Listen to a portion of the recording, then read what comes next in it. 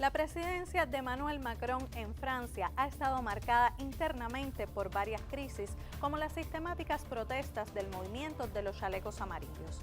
Esa situación, unida a la pandemia de COVID-19 y otras cuestiones, han incidido en la popularidad del mandatario.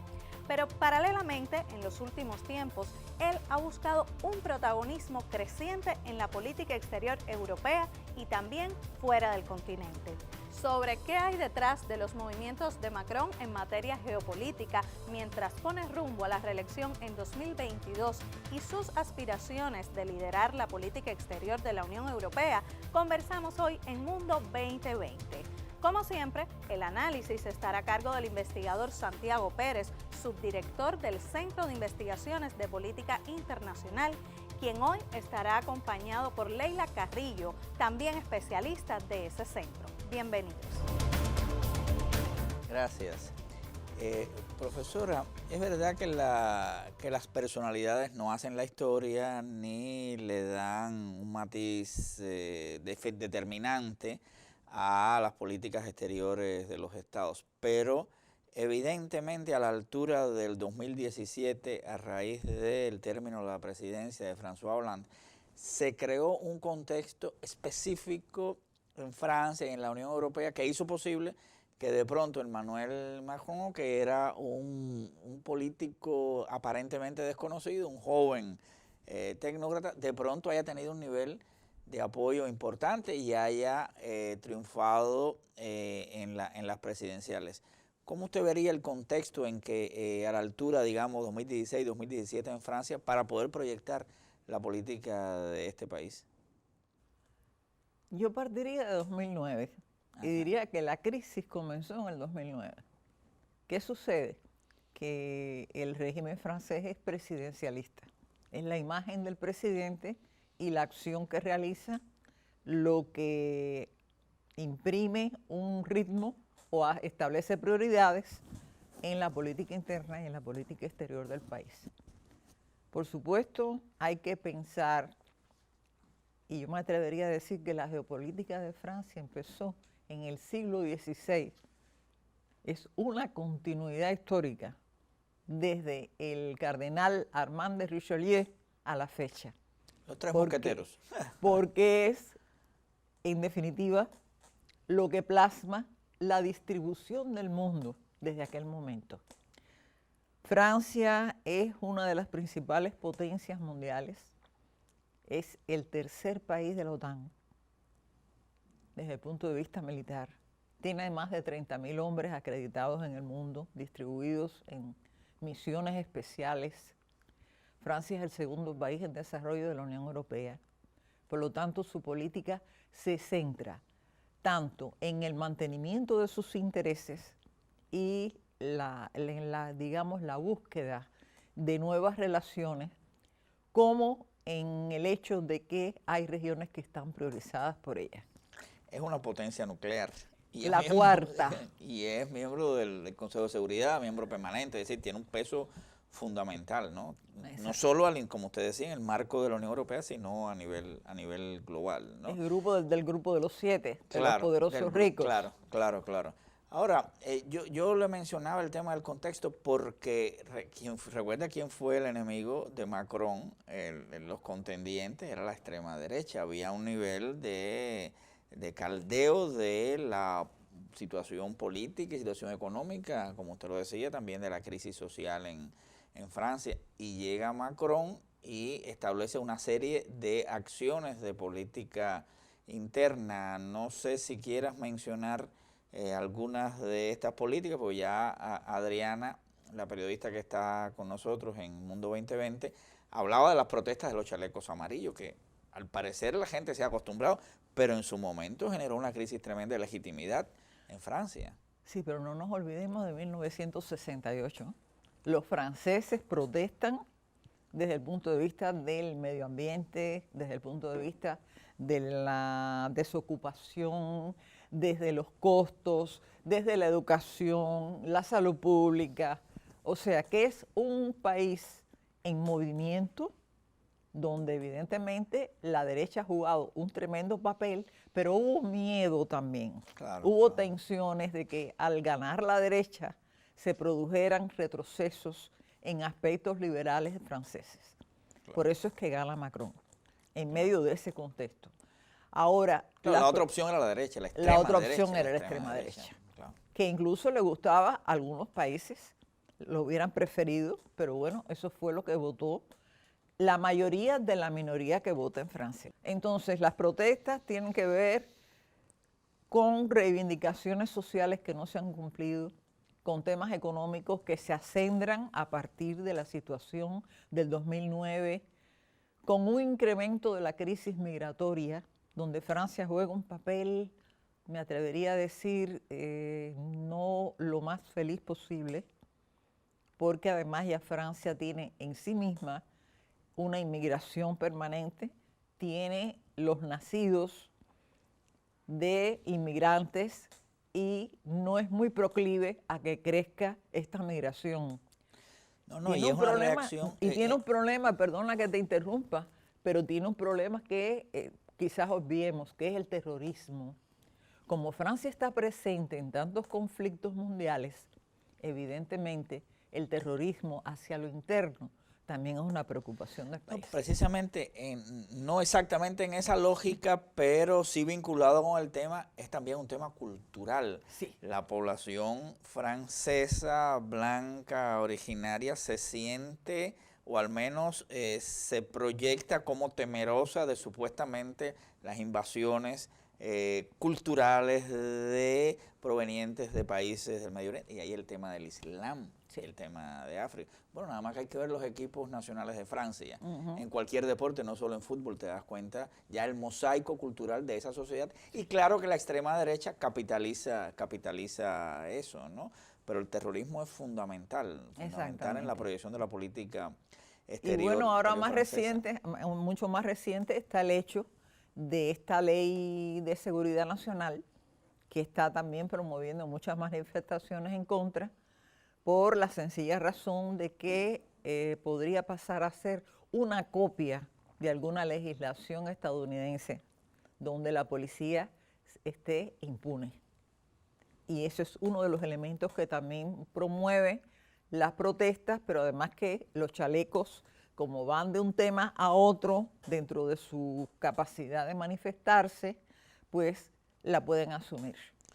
Y es parte de una tendencia más general de las sociedades de los países desarrollados que están acudiendo a la represión ante las manifestaciones de amplios sectores por la crisis, por las medidas de ajuste y por la situación que ha impregnado la COVID. Ahora, en política exterior, como usted bien decía, hay un proceso de continuidad, ¿no? En la manera en que las élites francesas ven su papel en el mundo, ¿no? Tú mencionaste desde Luis XIV, Richelieu y por ahí hacia atrás, ¿no? Pero más recientemente a De Gaulle. Y cómo la presidencia actual de Francia estaría viendo su papel en esta visión que ellos tienen dicotómica, ¿no? De la France, pero al mismo tiempo parte de la Unión Europea, ¿no? ¿Cómo tú verías eso? Me adentraría en el libro blanco de estrategia de seguridad, que establece las pautas desde la época de Sarkozy a la fecha, de cómo se va a desempeñar esa política francesa hacia el mundo. La alianza transatlántica, a pesar de los diferendos con Trump, no deja de existir. Es el país sobre el cual la Unión Europea en sentido general y Francia en sentido más directo ve el desarrollo de sus relaciones hacia terceros de alguna forma, pero Francia tiene dos espacios prioritarios: el Mediterráneo, cuya seguridad, le llamemos entre comillas, tiene que ver precisamente cómo se comporta la migración, las amenazas, el flujo de embarcaciones, la piratería, todo ese contexto que pueden irregularizar y desestabilizar el Mediterráneo. El continente africano, que es el priorizado, después hablaremos de ello, si hay tiempo, y sencillamente es su entorno. ¿Por qué? Porque Francia mantiene relaciones muy estrechas con sus antiguas colonias, fue la segunda potencia colonial en el continente, existen relaciones muy particulares y evidentemente esa es su zona de influencia. En último lugar, quedan países de Asia y del Pacífico, con independencia de que ya la tónica de las relaciones va a ser distinta, va a ser de win to win, porque ganar, ganar, eso es mentalidad de los chinos. ganar y mantener, a pesar de las diferencias ideológico-políticas, mantener una estable y creciente relación. Si quieres, profesora, después de la pausa vamos un poco a retomar el tema del papel de Francia en la OTAN y en la Unión Europea, porque evidentemente tiene dualidades en ambos casos, ¿no? Correcto. En primer lugar frente a Estados Unidos, en otro lugar frente a su gran vecino que es Alemania. Bueno, vamos a una pausa y después volvemos.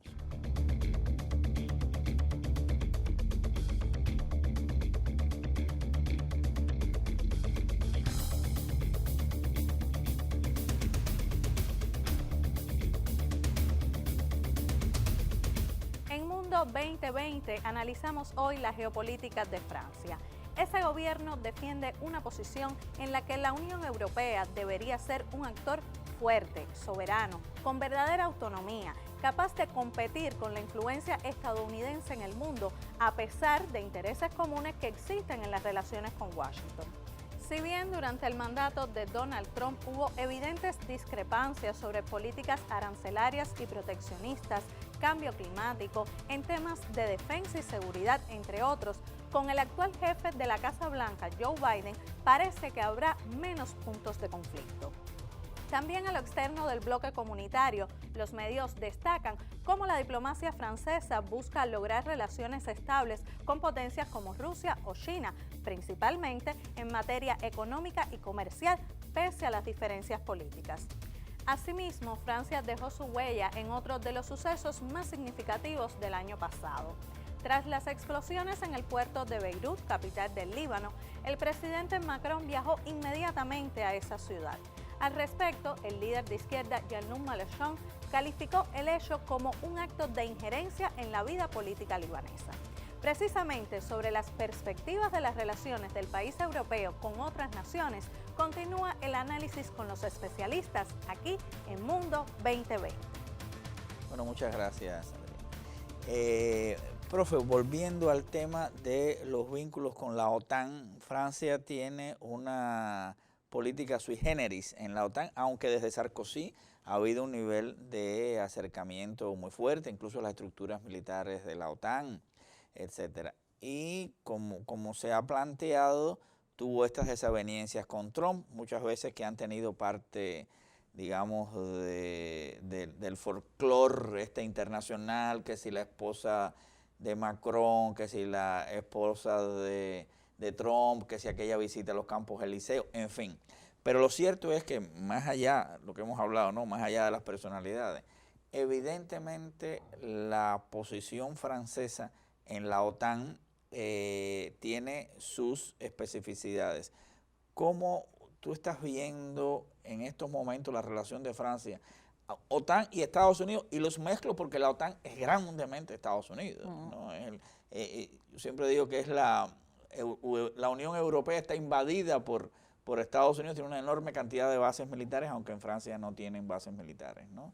¿Cómo tú ves esta postura francesa versus la OTAN en el ámbito de la seguridad? Yo no me atrevo a decir que es versus. Me atrevería a decir que hay una especie de acuerdo tácito en cumplir los compromisos que tiene el tratado.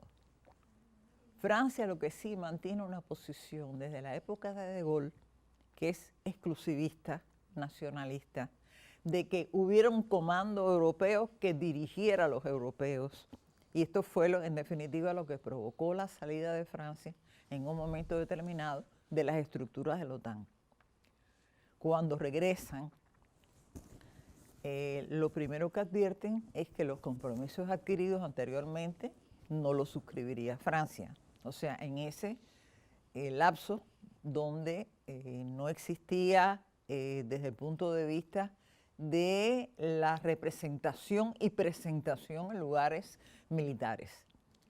Pero en definitiva, yo pienso que en el caso de la OTAN, Francia es importantísima, es el tercer país pertrechado de la OTAN, el segundo es Turquía, aunque parezca mentira, porque es un país más pequeño, con menos poderío, y esto le da un margen para aparecer en los escenarios mundiales y para tomar decisiones militares en el marco de la OTAN y como país. Claro. Cuando nosotros hacemos un bosquejo de la presencia militar francesa en el mundo, llegamos a la conclusión, y esto lo dicen las cifras, de que es el segundo país interventor a escala mundial. El primero es Estados Unidos. En la invasión a Libia, recuérdate que Obama decía, Estados Unidos está leading from behind, es decir, dirigiendo desde la retaguardia, y fueron los franceses y los ingleses los que tomaron unas acciones más directas sobre los bombardeos, etcétera. Y algo que hemos discutido allá en nuestro centro, la idea de que Francia de todos modos es parte del occidente. Por supuesto. Occidente ideológico, occidente político, occidente geopolítico, y sus posiciones frente a las demás potencias tienen que ver con una comunión, incluso de valores, etcétera, con los Estados Unidos, pese a las diferencias. Y brevemente, porque sé que has hablado, pero me parece importante, frente a Alemania en la Unión Europea. Dentro del contexto que hablamos al principio, era el contexto cuando surge Macron, recuérdate la discusión por el Brexit, la crisis en la Unión Europea. Sin embargo, Macron tiene posiciones europeístas, sí, de posiciones de integración, y versus Alemania siempre estaba la figura de la Merkel. Ahora la Merkel está saliendo. No sé cómo tú analizarías el protagonismo probable francés en la Unión Europea. Vamos a hablar de un escenario en el que Macron sea reelecto. Sí. Probable o improbable o menos probable. Evidentemente, el nuevo canciller federal no va a poder asumir la posición de liderazgo, porque además Alemania tiene sus problemas desde el punto de vista militar, heredados de la Segunda Guerra Mundial. Francia es una potencia nuclear y Alemania no lo es. Pero lo que sí existe es una colaboración, a pesar de la figura y de quién sea el ejecutivo en los respectivos países, en materia de distribución de fuerzas y espacios. Francia y Alemania juntos tienen un tratado, el de Aquisgrán, que tiene que ver con potenciar las fuerzas militares europeas y crear una especie de fuerza aparte, que aparte no puede hacerlo porque es miembro del Tratado de la OTAN y está inmerso en esos compromisos, pero sí representaría redirigir el contexto europeo de otra manera. Esto yo se lo dejo a los especialistas de la OTAN. Lo que sí queda claro es que Alemania y Francia son los dos principales países en desarrollo dentro de la Unión Europea y proseguirán un acuerdo porque les conviene. Lo que no tienen dinero para enfrentar tropas de carácter especial que irradien de la OTAN o que irradien de las relaciones establecidas en el orden militar entre ambos países. Pero desde el punto de vista político, desde el punto de vista económico, desde el punto de vista ideológico y cultural, tienen un peso ambas tremendo en Europa y no pueden ser, según las lógicas de las élites políticas, no pueden sin Europa manejarse unilateralmente, aunque Francia tiene sus posiciones bilaterales y los alemanes también, ¿no? Sí. Ahora, ya específicamente frente a los otros actores, por ejemplo, la política francesa con relación a Rusia también marca diferencia, marca matices. No sé cómo tú lo ves. Rusia y China, en general. me atrevería a decir, a pesar de las contradicciones que son antagónicas y las relaciones con Rusia parten desde las relaciones que existieron con la Unión Soviética. O sea, hay un cuestionamiento constante por los países occidentales de lo que sucede en Rusia o del accionar de Rusia en cualquier parte del mundo. Y de democracia y derechos humanos en Rusia. Exactamente. Revoluciones de color, en fin, lo que sabemos. Es el mismo esquema para todo esto. A pesar de esas contradicciones, hay un nivel de diálogo. Un diálogo que tiene que ver más con el desarrollo de las relaciones económicas y de colaboración que con la temática política. Ahí nunca se van a poner de acuerdo. Ucrania, Belarus, el mundo medio oriental, no hay coincidencias. Hay más desavenencias que aproximaciones. Entonces, pudiéramos decir que las relaciones con Rusia están viento en popa desde el punto de vista económico. Se puede aspirar a más entre ambas partes, pero hay una alianza, hay algunas alianzas estratégicas, algunos acuerdos de carácter estratégico que tienen que ver con transporte, con los hidrocarburos, que Francia importa mucho de Rusia, tiene que ver con la aeronáutica, tiene que ver con el espacio y tiene que ver con el hecho de que Francia es el primer país que tiene inversiones para el desarrollo en Rusia. Claro, la lógica, por lo que hemos discutido anteriormente, se aplicaría también a China, ¿no? En el sentido de, claro, China es mucho mayor mercado, Rusia de 140 y tantos millones, de China estamos hablando de un mercado de 1.500 millones, además del potencial económico chino, ¿no? Pero hay una lógica que yo le he oído en las proyecciones a Macron, que es que no se puede arrinconar a estos actores, porque corres el riesgo de que se te salgan del sistema y no puedas manejarlos en su lógica, ¿no? En la lógica imperial francesa. Caso de China. Sí. Caso de China. Hay contradicciones antagónicas desde el punto de vista político. Incluso Francia incursiona en el acoso contra China con relación a Hong Kong y a toda una serie de territorios chinos. Pero para Francia, China es muy importante. Hay 1.600 filiales francesas en China. Hay una colaboración a partir de lo que se llama Alianza Estratégica Global, que incluye la óptica, la electrónica, el transporte, los helicópteros entre ellos, y no en último lugar, aspectos que tienen que ver con las rutas y franjas que China ha propugnado con relación a muchos países y donde Francia hacia lo que Francia tiene mucha simpatía. Le gusta el tema porque representa un acercamiento desde algunos puntos de vista. Los europeos han firmado acuerdos recientes de inversiones con China. Exacto.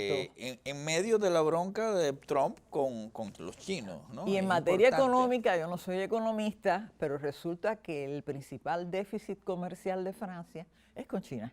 Lamentablemente no nos ha dado tiempo a proyectar a Francia en América Latina, específicamente con Cuba, pero sí está clarísimo que de los pocos presidentes de los países de la Unión Europea que han estado en Cuba, uno fue el francés, François Hollande. Sí. Y hay un nivel de relaciones con Cuba bastante buenas, claro, dentro de los marcos que ya conocemos.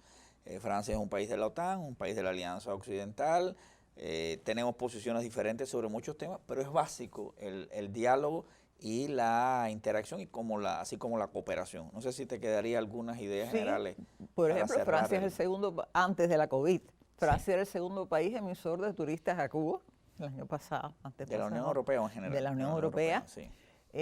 Francia, además de eso, mantiene colaboración en materia de transporte, en hotelería, que es muy importante, pero tiene un objetivo muy destacado en el Caribe. Cuba es un tránsito hacia el Caribe y mediante la Alianza Francesa y la celebración de actividades de índole cultural establece un marco más estrecho. Hemos dado la muestra de que los países europeos per se, Gran Bretaña, Alemania, Francia, tienen, España ni hablar, y otros, ¿no? Tienen importantes intereses, los cuales vale la pena analizar en nuestro programa. Muchas gracias por estar acá con nosotros.